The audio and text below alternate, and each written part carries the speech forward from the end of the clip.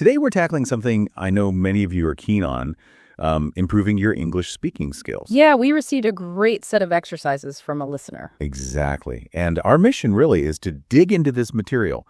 We want to pull out, the key insights, the actionable steps for you. Things to help with vocabulary, listening, pronunciation. And just boosting those speaking skills overall. What's really great about this source is how practical it feels. It's not just theory. Right. It gives you actual conversations, the actual exercises to work with. So we'll look at a real chat between native speakers, break down some vocabulary, do some interactive practice, and even touch on shadowing. Okay, sounds like a plan.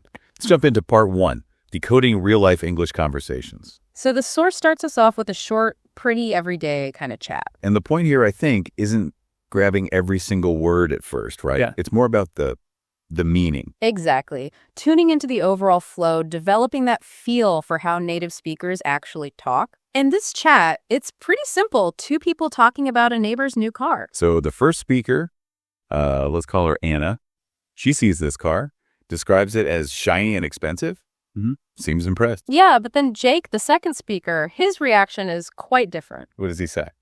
He comes right out with, honestly, I couldn't care less about cars. Couldn't care less. That's a very common phrase. It is. And it means basically zero interest. None at all. It's idiomatic. Right. The literal meaning is a bit confusing, but it signals complete indifference. And, depending on the tone, it can sound a little informal, maybe even dismissive sometimes. Good point. Like saying I'm not particularly interested might be a bit softer. Exactly. More neutral, perhaps. But couldn't care less is very common in casual chat. Okay, so Jake's not into cars. Then Anna pushes back a bit. She does. She says, really? I think having a nice car is exciting. So you immediately see they have different views. A little clash there. What's Jake's comeback? He just reinforces his point. Not for me. As long as it works, I'm happy. As long as another useful one. It sets up a condition, right? Precisely. His condition for being happy with a car is simple. It just needs to function. Nothing fancy required. That makes sense. And then Anna kind of smooths things over. Yeah, she says, well, I guess everyone has different interests, which is, a very polite way to acknowledge they don't see eye to eye. It's recognizing different priorities, really. Which then lets Jake explain his priorities. He says, exactly, I'd rather spend my money on traveling or hobbies. I'd rather, short for I would rather, expressing a clear preference. Yep. He prefers experiences, hobbies, travel over a flashy car. And how does it wrap up? Does Anna agree in the end? She does. She concedes. That's a good point. Experiences are more important than things, so they find some common ground. Nice. And the key thing for you listening is to notice how these little phrases couldn't care less, as long as I'd rather just pop up naturally in conversation. Understanding them in context is, it's a big step. Absolutely. Which leads us perfectly into the next part 2, vocabulary nuggets. Right, because the resource actually pulls these phrases out and explains them. Let's look at couldn't care less again. How's it formally defined? Just like we said, having no interest at all. The example given is helpful. Sarah asked if I liked the movie, but I couldn't care less about it. Okay, clear lack of enthusiasm there. What about as long as? It signals a condition, something that needs to be met. The example was, you can borrow my book as long as you return it tomorrow. The borrowing depends on the returning. Got it. And I'd rather... That's about preference, preferring one thing over another. The example, I'd rather stay home than go out in the rain. Simple choice. What I like here is that it's not just definitions floating in space. It connects them back to how they actually work in a conversation. Exactly. Context is key. And the resource really pushes the idea of repetition. Yes, I mentioned that. Watching the video or engaging with this material multiple times. And crucially, speaking the answers out loud, it explicitly advises that. That active recall. Yeah. Yeah. Moving it from just understanding to actually using it. That's the goal. Which brings us nicely to part 3, interactive listening and speaking practice. Okay, so this is where you, the listener, get actively involved. The resource has questions about that first conversation. Right. You listen to the question and then you try to answer it out loud. It forces you to process and produce language almost immediately. It sounds much more engaging than just, say, reading a transcript. Definitely. Let's walk through a couple of examples from the material. Okay, first question. Did Anna see the neighbor's new bicycle? And the answer given is, no, she didn't see the neighbor's new bicycle. Then a follow-up. What did Anna see? Answer.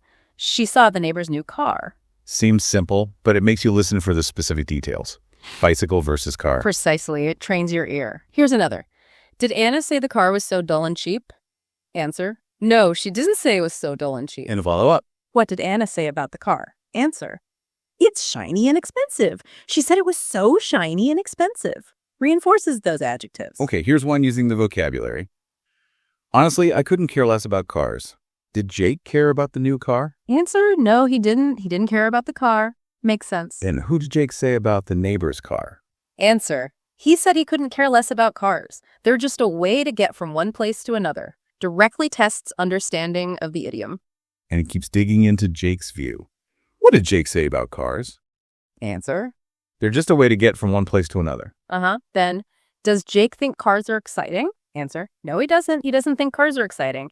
You're inferring his attitude. It also revisits Anna's initial reaction.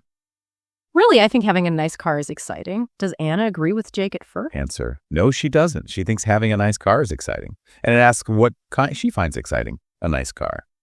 Reinforces her contrasting view. Then it goes back to Jake's condition. Not for me as long as it works. I'm happy. Does Jake care if a car is shiny? Answer. No, he doesn't. He only cares if the car works. And it checks understanding further. Is Jake happy as long as a car is fast? No, he isn't happy as long as a car is fast. Yeah. Then what makes Jake happy about cars? Answer. As long as it works. He's happy as long as it works. Really drills down on as long as. Okay, then towards the resolution.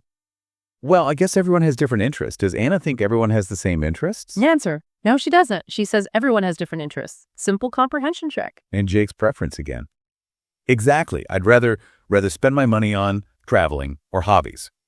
What does Jake think is more important than cars? Answer. Traveling or hobbies. And it continues with questions about spending money, reinforcing I'd rather. Right. Like, what would Jake rather spend money on instead of cars? Answer. He'd rather spend money on traveling or hobbies. And finally, their agreement. That's a good point. Experiences are more important than things. Does Anna agree with Jake in the end? Answer. Yes, she does. She agrees that experiences are more important than things. Followed by checks like, what does Anna think is more important? And asking if she changed her opinion. So the power here isn't just checking if you understood. It's the act of saying the answer out loud. That's direct speaking practice. Absolutely. It might feel a bit awkward at first. Maybe you stumble. But making that effort to articulate the answer, that's where the learning happens. And the resource advises repeating it until you can answer smoothly. Exactly. Great advice. It builds fluency. Which leads us to the final technique in the source, part 4, the power of shadowing. Shadowing. A classic. For anyone who hasn't heard of it, what exactly is shadowing? Basically, you listen to a native speaker and almost immediately, like an echo, you repeat what they say. Right after them. Yeah, maybe half a second behind. Yeah. And you're not just repeating the words, you're trying to copy everything. Everything, like Morris pronunciation. Pronunciation, rhythm, intonation, the little pauses, the whole melody of the speech. So you're trying to sound exactly like the speaker. That's the goal. It kind of bypasses the part of your brain that's overthinking grammar and just trains your mouth and ears. Yeah. Muscle memory for speaking.